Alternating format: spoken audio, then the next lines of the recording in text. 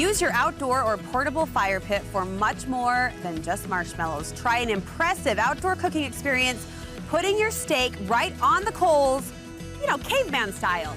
Tim, the Caveman Robinson from ThermoWorks. That's a compliment, by the way. Me make fire.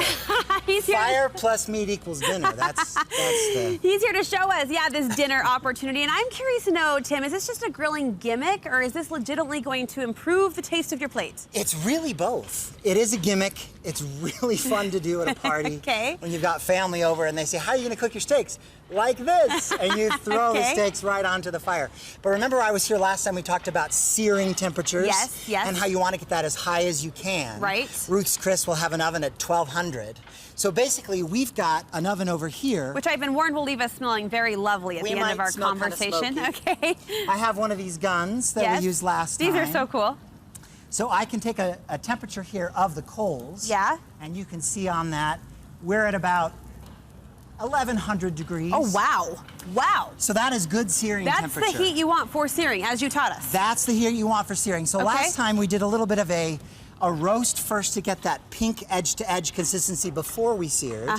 This time we're sacrificing the pink edge-to-edge to just get that solid, crusty sear. Do I taste the coals? Do I taste the ash? You don't taste the coals, no. As a matter of fact, when you place, that's a common question, is there going to be ash all over it? Right. There really isn't. Because when you place the steak onto the coals, the moisture in the steak kind of extinguishes those coals right there. Oh. And you just have the ember that's inside of the coal heating up the steak. Okay. So there's really no question about that. You can kind of blow off the ash before you put the steak on if you like. Sometimes you'll have a piece or two sitting on top. You can knock them off. The other thing we're going to do is we're going to create kind of a crust of salt and pepper. Okay. It will kind of create a little bit of a barrier for the ash. Take us back. Does the cut of meat matter?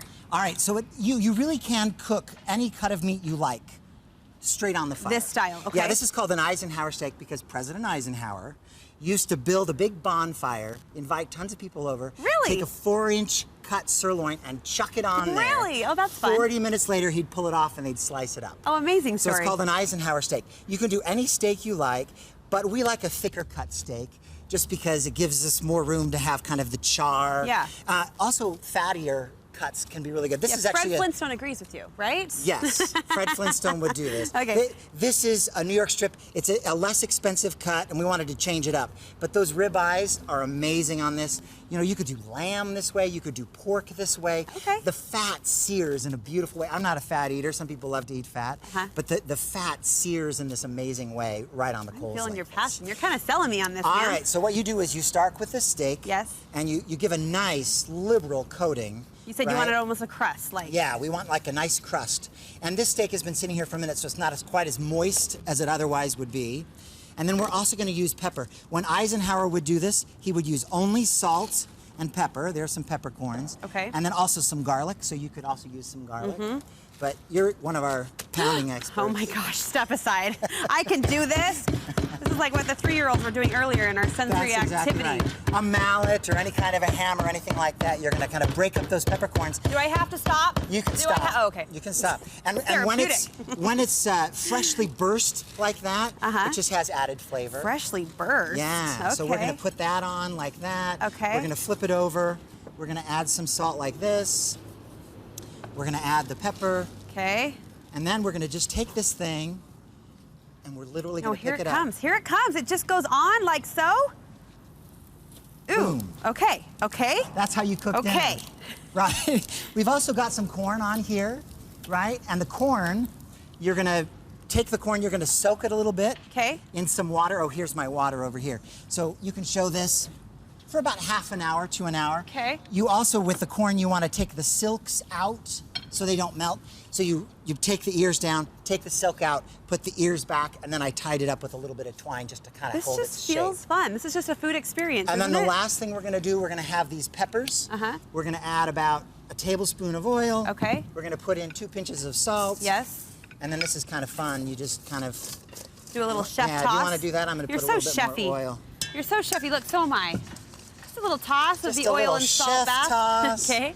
And then those go right on the coals. No, really? Yes. Okay. All of them. What? Just right on the coals. Look how beautiful that looks. It is How do we test for doneness? Fun.